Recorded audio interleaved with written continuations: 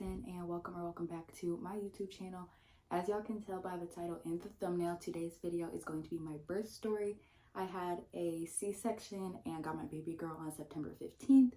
So stay tuned to figure out my C-section, my induction, the epidural, postpartum, breastfeeding, all that.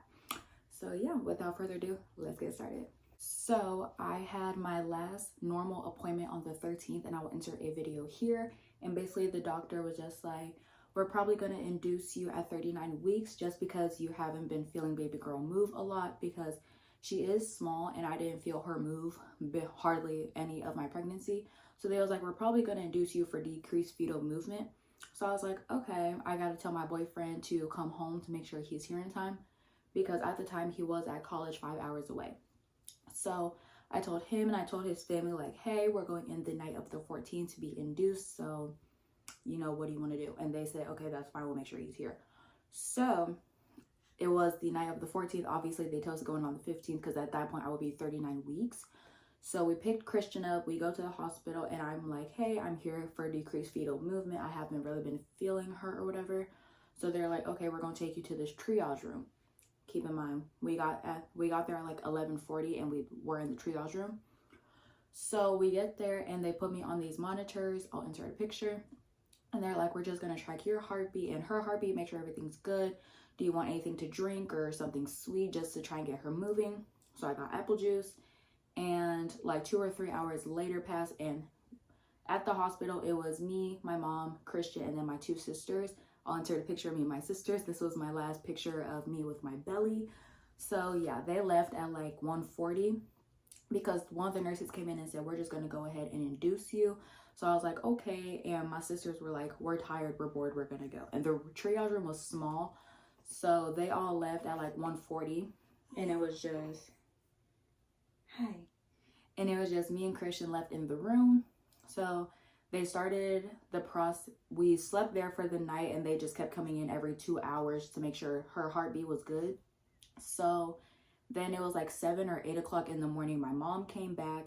She gave us breakfast, and then that's when they started the medicine. I don't remember if it was a Pitocin we started with, but they gave me some medicine to, you know, start the induction or whatever.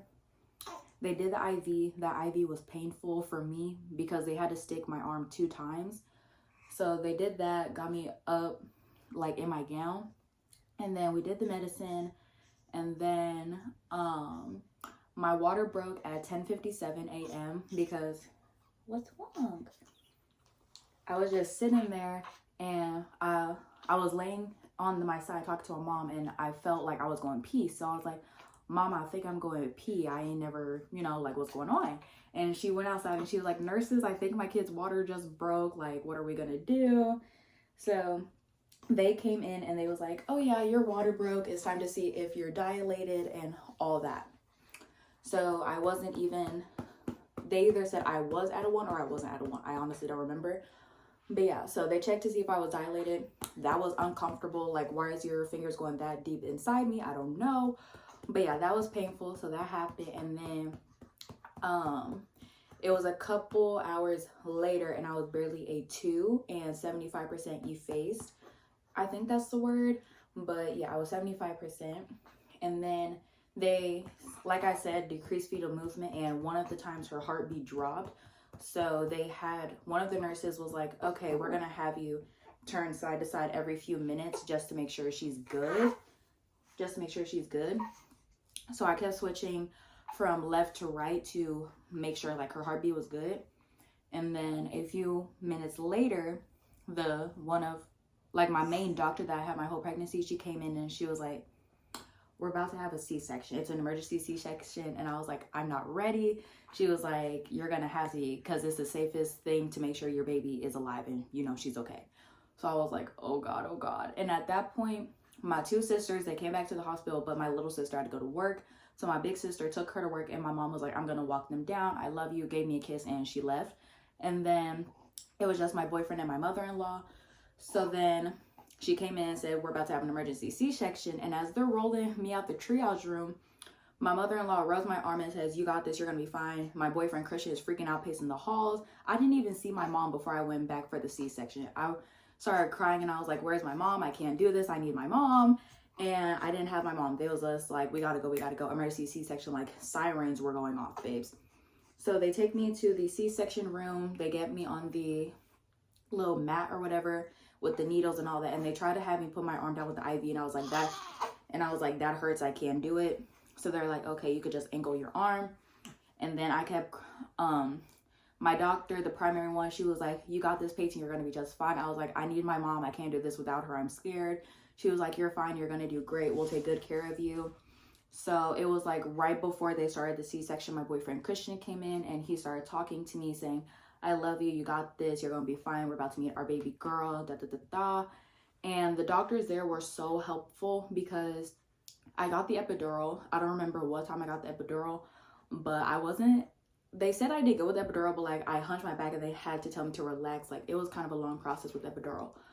But yeah, I got the epidural, and the doctor in the C-section room, he was like, are you okay? Do you feel numb? Like, do you want more medicine to make sure you don't feel nothing? And I was like, yes, please.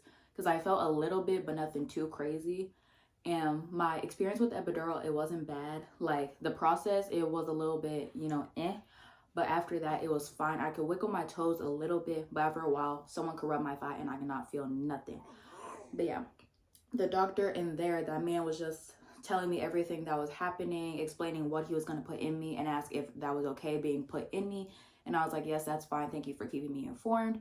So yeah, like I said, Christian came in there and he's just talking to me, encouraging me, saying we're about to meet our baby girl, blase, blase.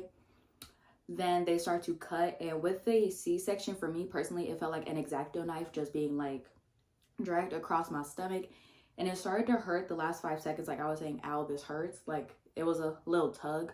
It kind of felt like if you had jelly rolls and someone's just tugging you, like that's what it felt like for me, along with the X-Acto knife. So then I heard her crying, and at 4:33 p.m. on September 15th, my baby girl was born. My baby girl is born. She is chilling, y'all. She is wide awake. But yeah, she was born at 4:33 p.m., 7 pounds, 1 ounce. She was 20 inches long. I'll insert some pictures. And yeah, it was a super fast C-section. I'm not going to lie. The process was super duper fast.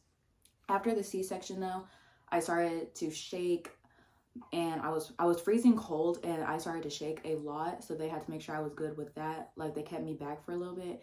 And then they moved me onto the normal hospital bed, and they was like, do you want to hold your baby as we roll you back to your room? And I was like, yes, please. So I'll insert the picture here. I was knocked out, y'all. I was so tired. I don't know if it was from the epidural or the medication or what, but I was so tired and worn out. Like I was literally asleep holding her. But yeah, my boyfriend was there, my mother-in-law, my mom, my sisters. Once my sisters saw me roll out, like come back into the triage room, we were in the triage room for like 12-13 hours. But once my sisters saw me and baby girl in the hospital bed, like being rolled back into the room, they started to cry because, like I said, when they left me, I was perfectly fine. They kissed me on my head. They said they loved me and they left. But we were perfectly fine once they left. And as soon as they pulled into the parking lot of my little sister's job, my mom's calling them like, your sister's having a C-section, we gotta go. So once they saw me and baby girl being rolled back, they started to cry because they were glad we were okay, obviously. But yeah, and then we got rolled into the maternity ward, or our actual room at like 10 o'clock that night. And the process of them like pressing on my stomach, you know how they press on your stomach to get the blood, the fluid and all that out, that was painful for the first like 2 days. That was painful for the first 2 days. And then they obviously stitched me up. I didn't know the C-section scar was like diagonal or that low, if you know what I mean. I didn't know about none of that, and I just figured that out like a week ago. But yeah, it hurt to get up. Like I would lay straight into bed and I had to turn to get up out of the bed, obviously. That was painful because I had to bend. Like it was just painful. What the matter? But yeah, it was a painful experience getting up and down out of bed. They told me to walk around and that'll help. But if I'm in pain, who's gonna get up and walk? So I would lay in bed for a couple hours, and then when I would actually get up to pee or whatever, it would hurt and I would cry because it was painful, like I said. And then what day was it? They still had me on medicine, blah blah blah blah. The breastfeeding, let's talk about breastfeeding. I told everyone I want to try and breastfeed, you know, I want to feed my kid, you know, my milk or whatever. So we got her to latch. We tried breastfeeding. I think it was the night she was born, actually. We tried to get her to latch the night she was born, and she latched okay. She latched onto this boob a lot better than she latched onto the other one. You do not want to lay down, do you? But yeah, so we got her to latch onto one side better than the other, and it didn't hurt necessarily, but I knew the latch wasn't like the best that it should be. So I struggled with that, and I always had the lactation person the whole time I was there, because I was in the hospital for 4 days, just because I never stayed at the hospital. I wanted as much help as I can get. So we stayed for 4 days, and I always had the lactation person come and help me try and breastfeed her, and the nurse would help me, like, this is how you massage your boob, get your nipple ready, and like push it in her mouth. Like, she would help me breastfeed, which I appreciate, but it wasn't for me, to be honest, because like, say we're traveling or whatever, I don't want to have to stop completely just to breastfeed her and like put my boob in her mouth. Like, just, I don't know, it was just the latching part that kind of discouraged me from breastfeeding. But I am exclusively pumping. I use the Mom Cozy S12s, and those have been working okay for me. I'm getting a little frustrated with them lately, but yeah, I'm exclusively oh my gosh, I'm exclusively pumping, and that is a better option for me and baby girl. I have a stock that I'm really proud of, and I hope my supply doesn't decrease. So that is my little breastfeeding journey. I do want to try and breastfeed again, but I feel like she's just so good with the bottle now that there's not really a point to try and go back to breastfeeding. So there's that. Big yawn. But yeah, so I got induced on the night, basically the 15th at midnight. They started the induction. I had baby girl on the 15th, blase. Postpartum wise, I think she's hungry. But postpartum wise, it hasn't been too bad. Like 2 days ago, I was stressed because I was trying to take down my hair, and she kept wanting to be held, so I started to cry saying I want to break it, I can't get one. But it's fine. I haven't had no postpartum anxiety or depression or nothing like that. Me and baby girl have just been chilling. We co-sleep, and it's so amazing. Like, she's my little heating pad. We just co-sleep, and it's been great for us. Most babies are quiet, but she grunts, she'll scream, she'll squawk. Like, her nickname is Squawky, but she is a noisy kid. Like, you know, she is there. She sleeps a lot, obviously. And I got induced because they said, like I said, that she was small, decreased fetal movement, all that. So they want to induce me for that. But now it's time for her name reveal.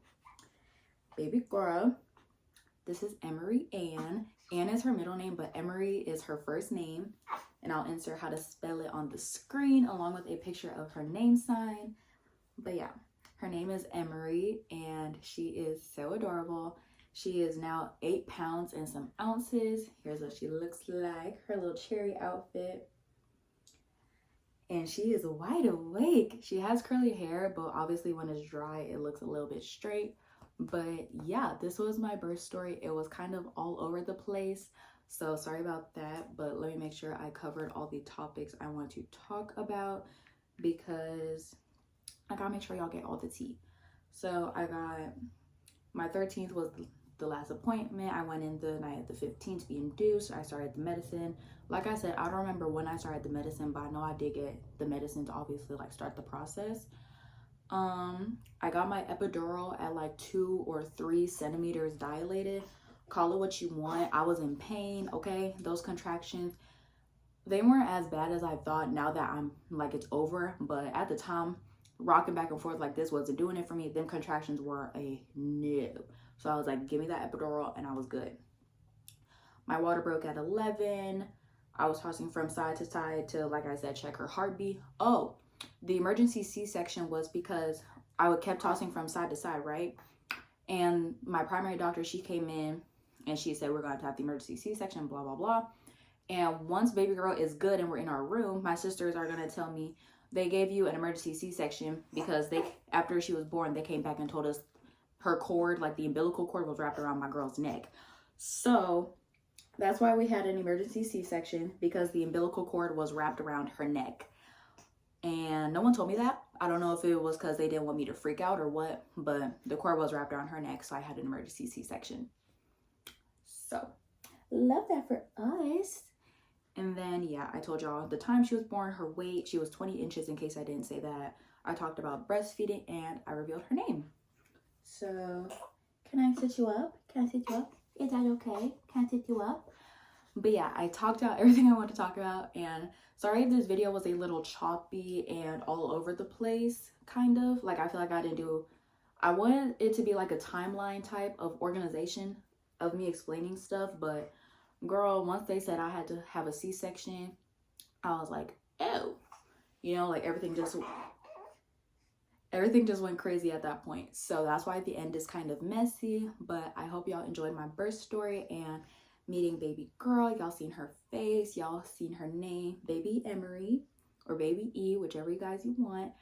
But yeah, I hope you guys enjoyed this video. Make sure you guys subscribe, like, and comment, and I will see you guys in my next video. Mwah.